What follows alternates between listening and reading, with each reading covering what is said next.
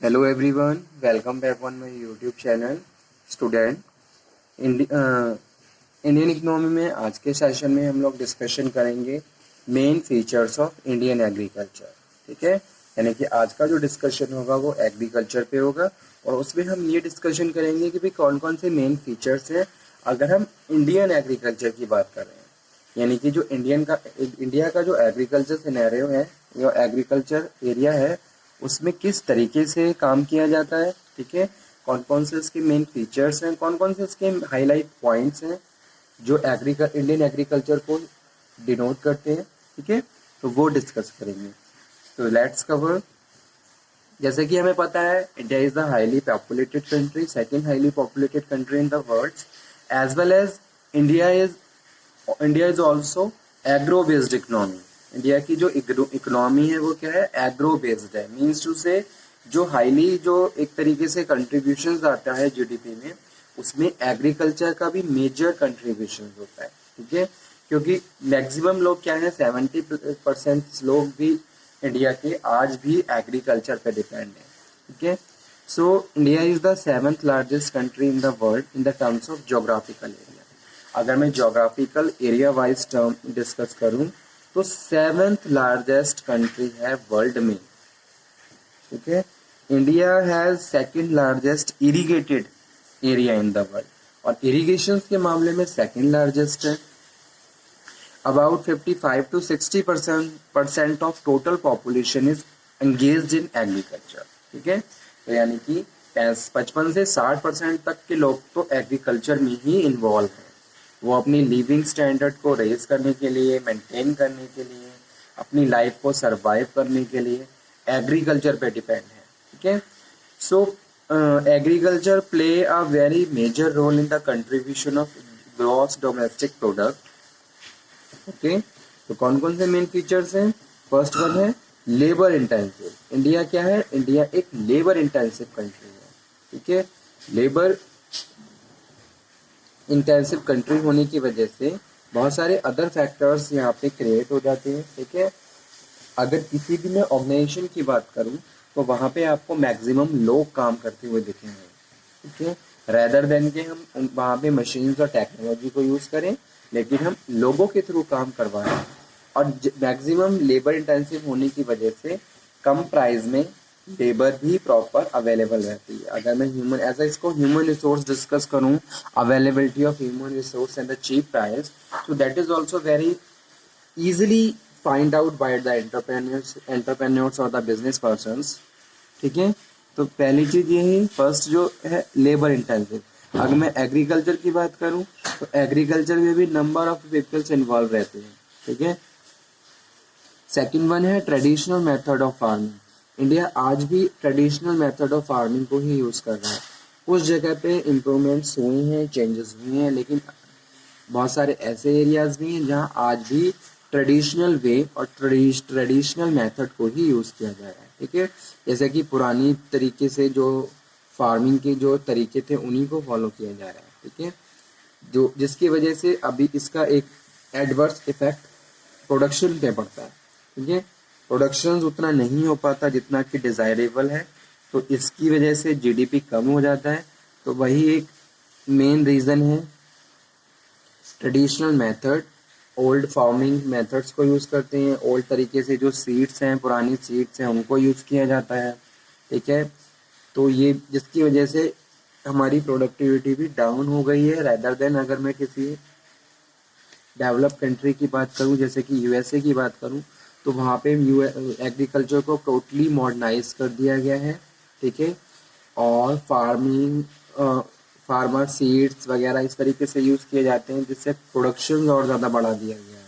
ठीक है, new machines, equipments use करते हुए वो एग्रीकल्चर को करते हैं, लेकिन इंडिया में अभी इस तरीके की प्रैक्टिसेस बहुत कम है।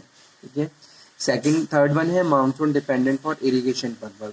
आज भी इरिगेशन के लिए मानसून पे डिपेंडेंट रहते हैं। ठीक है, अब वैसे भी आजकल बहुत ज़्यादा एनवायरमेंटल थ्रेट्स हो रहे हैं और बहुत ज़्यादा प्रॉब्लम्स आ रही हैं, तो इंडिया में अब जो लोग फार्मर्स हैं उनका जो इरिगेशन का प्रॉब्लम है वो अभी भी सॉर्ट आउट नहीं हुआ है।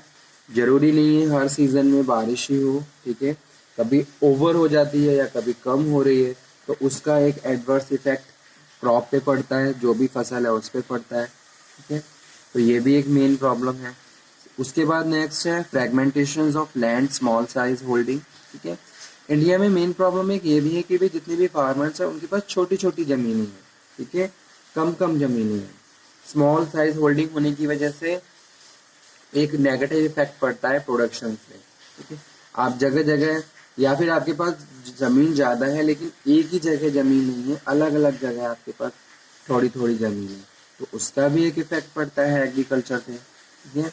वही चीज़ आप एक बार में यूज़ करोगे किसी इक्विपमेंट को, लेकिन अलग अलग जगह पे होने की वजह से प्रॉपर प्रॉब्लम्स होती है, ठीक है, ट्रांसपोर्टेशन प्रॉब्लम होती है। तो ये भी एक मेन फीचर है इंडियन एग्रीकल्चर का। नेक्स्ट है सीजनल अनएम्प्लॉयमेंट।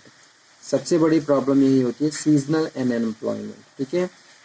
एग्रीकल्चर में जो लोग इन्वॉल्व होते हैं उनके पास जो काम होता है वो सीजनल वाइज होता है, परमानेंटली ऐसा नहीं है कि सारे पूरे साल काम है उनके पास। जब तक फसल होती है तब तक उनके पास काम होता है, अदरवाइज फिर वो अनएम्प्लॉय हो जाते हैं, ठीक है। तो ये भी एक मेजर प्रॉब्लम है जो इकोनॉमी को डाउन करती है। लोगों के पास परमानेंट वर्क्स होने चाहिए ताकि वो हर महीने कुछ ना कुछ अर्न करें और अपने लिविंग स्टैंडर्ड को मेंटेन करके रख सकें, ठीक है।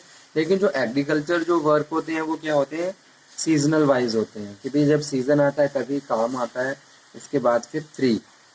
लो लेवल ऑफ प्रोडक्टिविटी, और इन सब कारणों की वजह से प्रोडक्टिविटी डाउन हो गई है, जिसको हम लो लेवल ऑफ प्रोडक्टिविटी यहाँ पे बोल रहे हैं, ठीक है।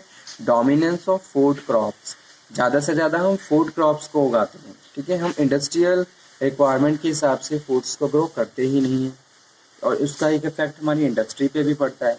बहुत सारी इंडस्ट्रीज होती हैं जो एग्रीकल्चर रॉ मटेरियल को यूज़ करती हैं, जैसे कि जूट है, कॉटन है, कुछ स्पेसिफिक एरिया में ही इनको ग्रो किया जाता है, अदरवाइज फूड क्रॉप्स को ही हम बार बार उगाते हैं। तो इससे लैक ऑफ कमर्शियल क्रॉप्स हो जाती हैं और इसका एक इफेक्ट इंडस्ट्री पे भी पड़ता है, ठीक है। Low marketing surplus from the agriculture, और एग्रीकल्चर से जो मार्केटिंग सरप्लस आता है वो बहुत ज़्यादा कम होता है, ठीक है। अब एग्रीकल्चर डेवलपमेंट के लिए कौन कौन से एक्शंस लिए गए।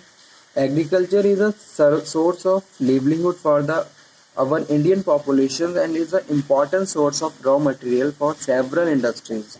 The agriculture is the key indicator of the economic growth and development of our nations, ठीक है। जैसे कि मैंने स्टार्टिंग में ही बताया था कि इंडिया एग्रो बेस्ड इकोनॉमी है,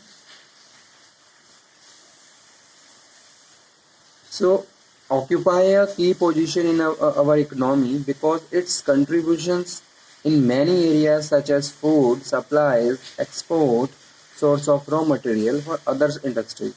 Objective of planning commissions for development of agriculture sector. तो प्लानिंग कमीशंस ने कौन कौन से मेन ऑब्जेक्टिव सेट किए। टू इंक्रीज एग्रीकल्चर प्रोडक्शन, सबसे पहले एग्रीकल्चर प्रोडक्शन को बढ़ाया जाए। एग्रीकल्चर प्रोडक्शन बढ़ेगा तो कभी भी फूडिंग की प्रॉब्लम नहीं होगी, फूड क्राइसिस नहीं होंगे, ठीक है। और दूसरा सीडिंग प्रॉब्लम भी नहीं होगी, और इसको हम अगर एक्सेस में हम एग्रीकल्चर के थ्रू प्रोड्यूस कर पा रहे हैं तो हम एक्सपोर्ट भी कर सकते हैं, ठीक है। तो इसके लिए जो main focus, main objective set किया गया वो यही किया गया कि भी एग्रीकल्चर प्रोडक्शन इंक्रीज होना चाहिए। Increase employment opportunities in rural areas, rural areas में एम्प्लॉयमेंट अपॉर्चुनिटीज को बढ़ाया जाए, ठीक है।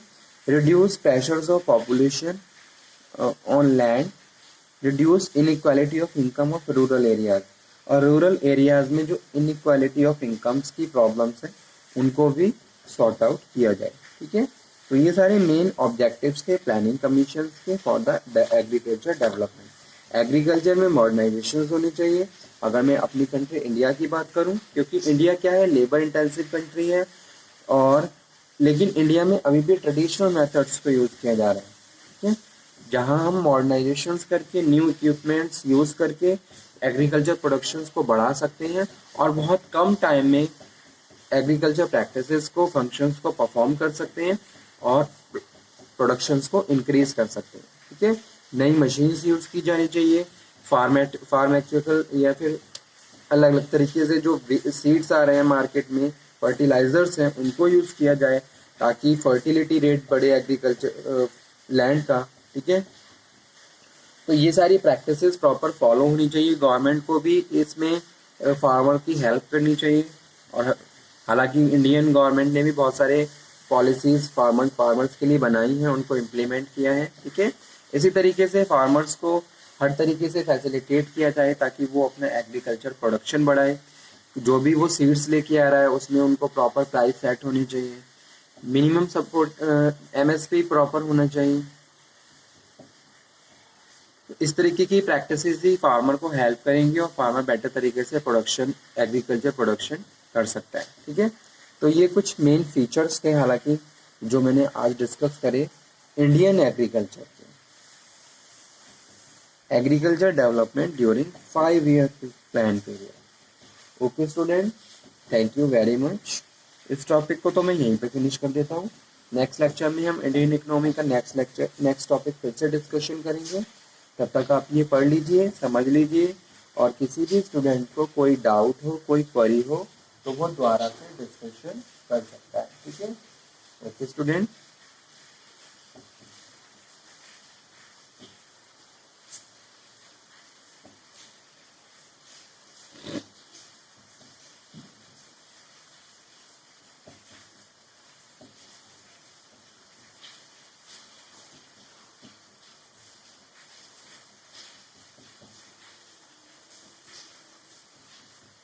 तो आप इस टॉपिक को नोट डाउन भी कर लीजिए, एग्जाम के पॉइंट ऑफ व्यू से भी इम्पोर्टेंट है इंडियन एग्रीकल्चर।